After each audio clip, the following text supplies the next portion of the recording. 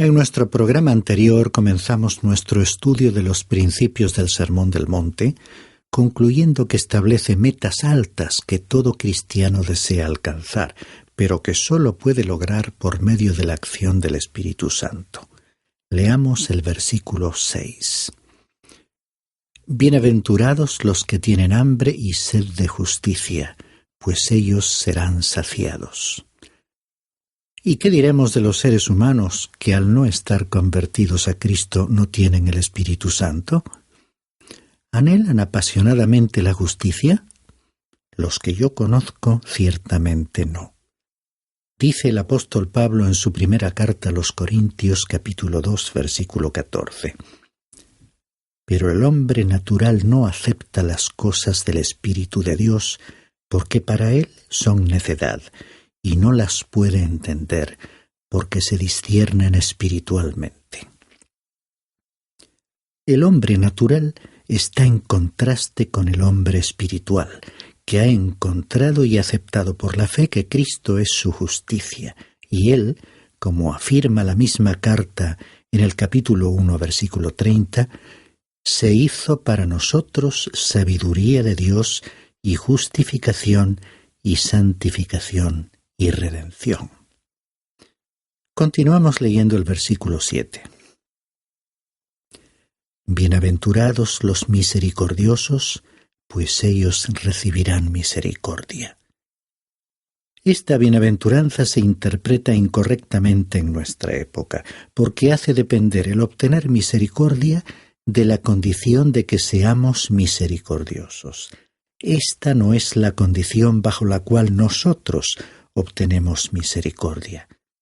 El apóstol Pablo en su carta a Tito capítulo 3 versículo 5 declaraba: Él nos salvó, no por obras de justicia que nosotros hubiéramos hecho, sino conforme a su misericordia por medio del lavamiento de la regeneración y de la renovación por el Espíritu Santo.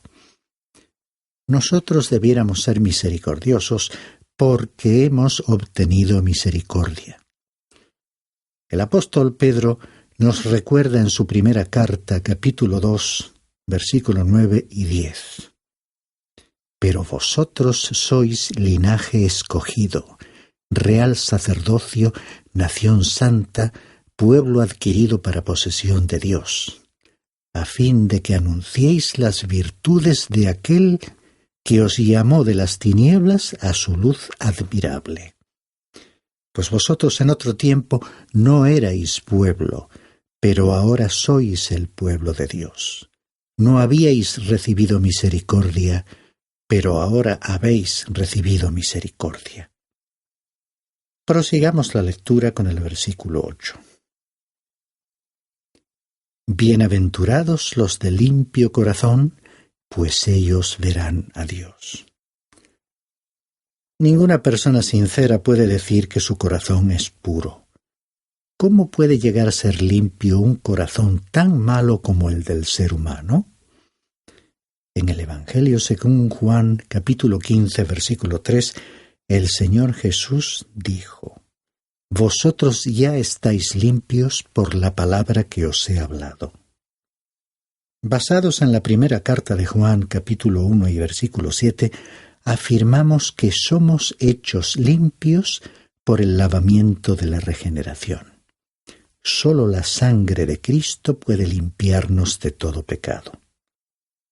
La próxima bienaventuranza dice en el versículo 9: Bienaventurados los que procuran la paz, pues ellos serán llamados hijos de Dios. ¿Podrías nombrar a un pacificador en el mundo actual? No hay nadie hoy en día que pueda lograr la paz. Solamente Cristo es el gran pacificador. Él consiguió la paz entre un Dios justo y un pecador injusto. Dijo el apóstol Pablo en su carta a los Romanos, capítulo 5 y versículo 1.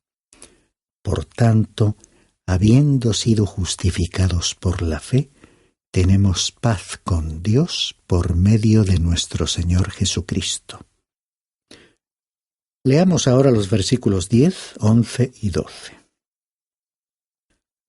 Bienaventurados aquellos que han sido perseguidos por causa de la justicia, pues de ellos es el reino de los cielos.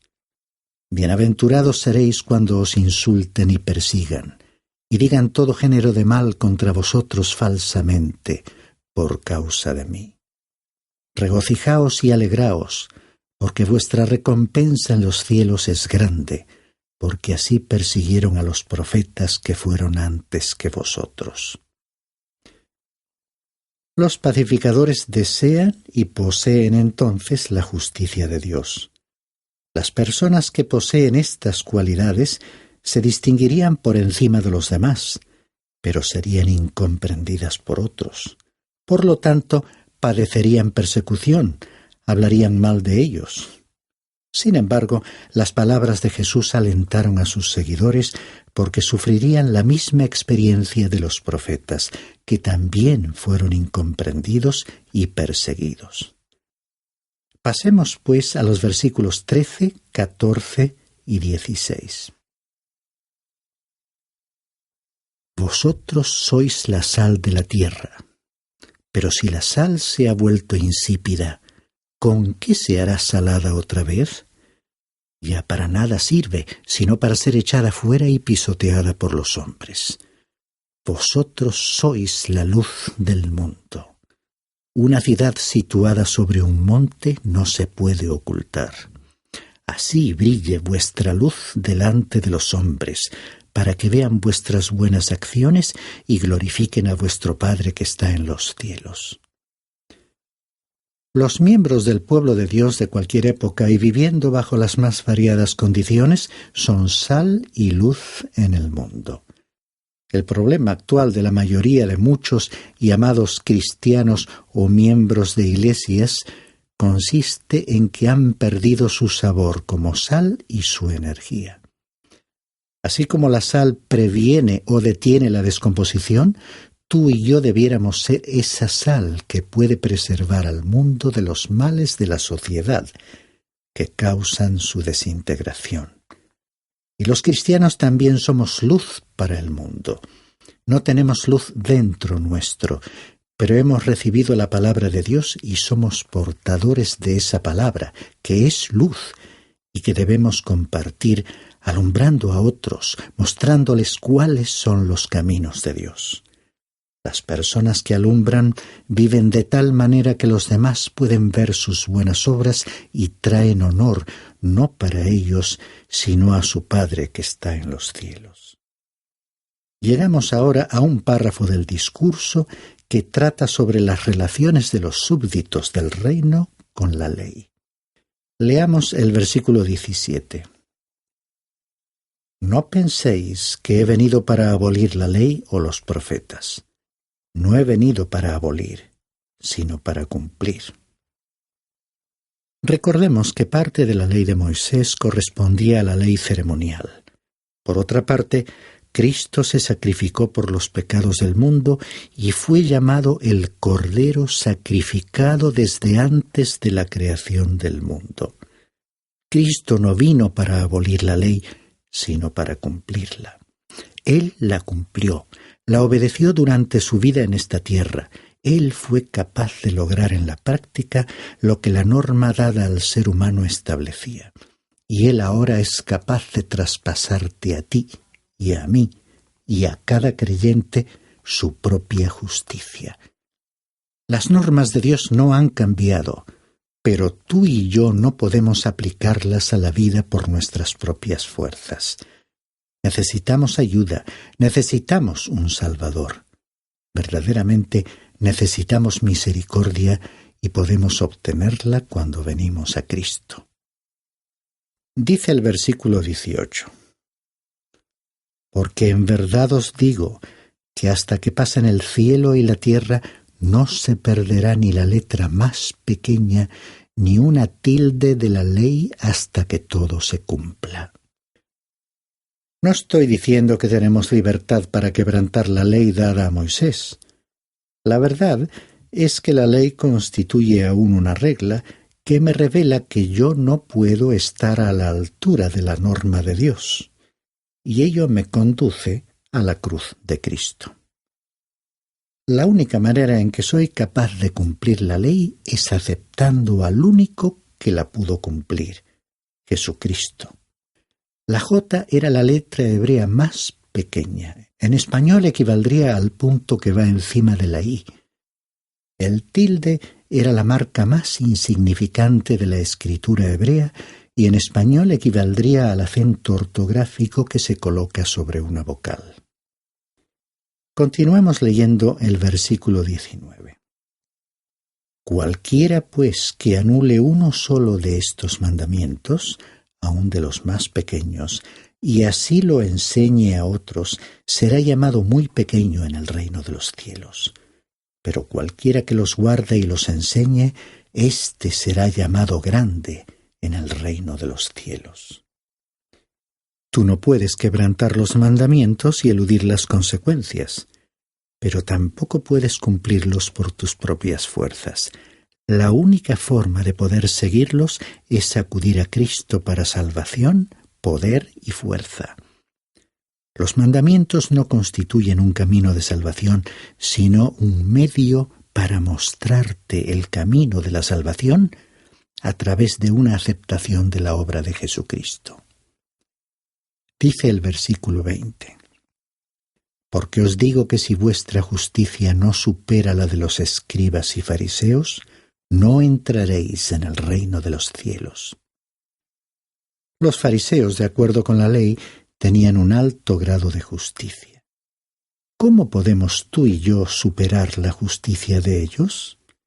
Resulta imposible con nuestros propios recursos. Necesitamos que Cristo lo haga por nosotros. Leamos los versículos 21 y 22. Habéis oído que se dijo a los antepasados, no matarás, y cualquiera que cometa homicidio será culpable ante la corte. Pero yo os digo que todo aquel que esté enojado con su hermano será culpable ante la corte. Y cualquiera que insulte a su hermano será culpable delante de la Corte Suprema. Y cualquiera que diga idiota será reo del infierno de fuego. Esta es una declaración tremenda.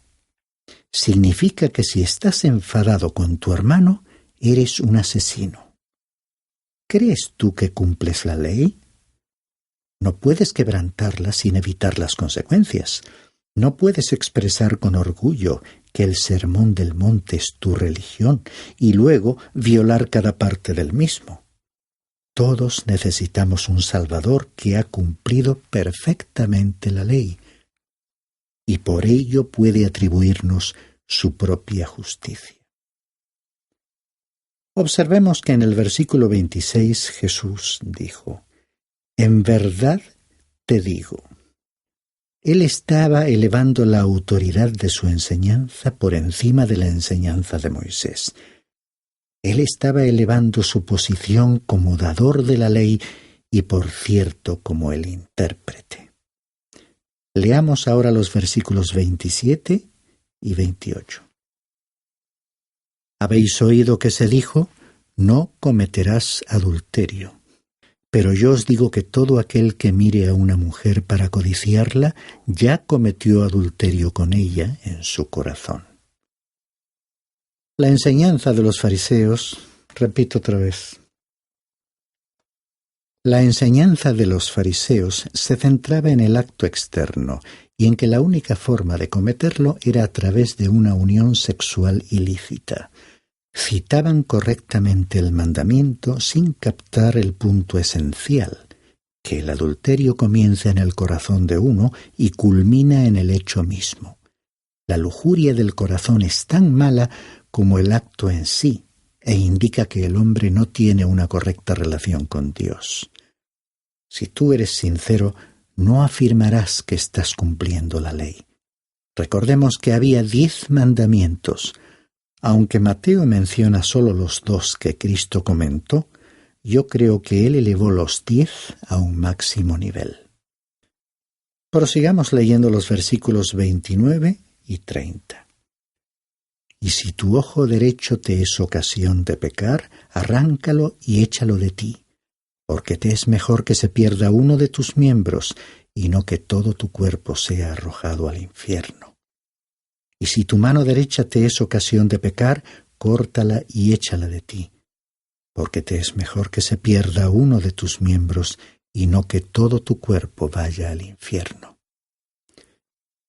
Resulta claro que el Señor no recomendaba la mutilación literal, sino más bien que se erradicase la causa interna del delito o la ofensa, debido a que un corazón lleno de lujuria puede incitar a cometer el mal. Es el corazón el que debe cambiar. Resulta inútil crearte falsas ilusiones o perder el tiempo simulando que cumples la ley cuando verdaderamente no es así. Y sí, es una actitud de hipocresía el continuar congratulándonos por lo bien que lo hacemos y para que se reconozcan nuestros méritos, mientras que en realidad estamos contaminados por el pecado, somos malos e indignos de ir al cielo.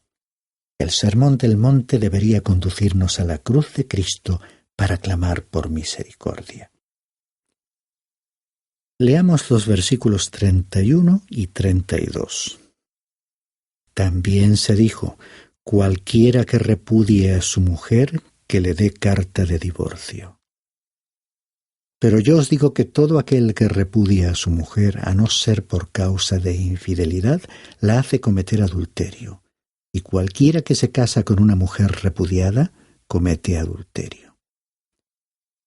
Aquí el Señor establece los fundamentos para el divorcio. Si alguien se divorciase por motivos no citados en la Biblia, estaría desobedeciendo esta norma. Trataremos este tema cuando lleguemos al capítulo 19. Continuemos con los versículos 33, 34 y 37. También habéis oído que se dijo a los antepasados: no jurarás falsamente, sino que cumplirás tus juramentos al Señor. Pero yo os digo, no juréis de ninguna manera, ni por el cielo, porque es el trono de Dios. Antes bien sea vuestro hablar sí, sí, o no, no. Y lo que es más de esto, procede del mal. El Señor afirmó que los juramentos no eran necesarios. El simple hecho de hacerlos enfatizaba la maldad del corazón humano. La vida de un cristiano, al ser digno de confianza, debía ser suficiente para respaldar sus palabras. Leamos los versículos 38 al 41. Habéis oído que se dijo: ojo por ojo y diente por diente. Pero yo os digo, no resistáis al que es malo. Antes, a cualquiera que te abofetee en la mejilla derecha, vuélvele también la otra. Y al que quiera ponerte pleito y quitarte la túnica, déjale también la capa. Y cualquiera que te obligue a ir 1 milla, ve con él 2. Al que te pida, dale. Y al que desee pedirte prestado, no le vuelvas la espalda. Estas disposiciones fueron dadas para proteger al inocente y garantizar que la retribución no rebasaría la ofensa. Jesús señaló que si bien la ley protegía los derechos del inocente, los justos, caracterizados por su humildad y carencia de egoísmo, no tenían que exigir sus derechos. En lugar de recurrir a la venganza, debían encomendar su caso al Señor. ¿Puedes llevar a la práctica estos principios controlándote frente a estas actitudes? Recordemos cómo reaccionó el apóstol Pablo en su segunda carta a Timoteo capítulo 4 versículo 14, hablando de alguien que le trató como a un enemigo. Me hizo mucho daño. El Señor le retribuirá conforme a sus hechos. Leamos los versículos 43 y 44. Habéis oído que se dijo: amarás a tu prójimo y odiarás a tu enemigo. Pero yo os digo, amad a vuestros enemigos y orad por los que os persiguen. El Señor elevó la ley dada a Moisés al más alto nivel. En su reino, el enemigo ha de ser amado. El creyente actúa hoy de acuerdo con el principio de que tiene que amar a todos los creyentes, expresando su amor por sus enemigos por medio de la predicación del Evangelio, haciéndoles llegar el mensaje de la gracia salvadora de Dios. El capítulo concluye con la declaración del versículo 48. Por tanto, sed vosotros perfectos, como vuestro Padre Celestial es perfecto. La Biblia dice que no hay condenación para los que se han unido a Cristo por medio de la fe. La única forma de llegar a ser perfectos, es decir, maduros, es a través de la fe en Cristo, ya que Él nos atribuye su justicia. Comienza entonces el lento proceso de la santificación en el cual Dios puede actuar, en la medida que se lo permitamos, para adaptarnos a la imagen de su Hijo. Esta debería ser la meta de cada creyente, ya que sería inútil tratar de alcanzar la perfección por nuestros esfuerzos personales. Hemos visto en este capítulo que el rey nos habló de la justicia que debe caracterizar a sus súbditos, que tiene que superar a la de los escribas y fariseos, que era una justicia religiosa. Por ejemplo,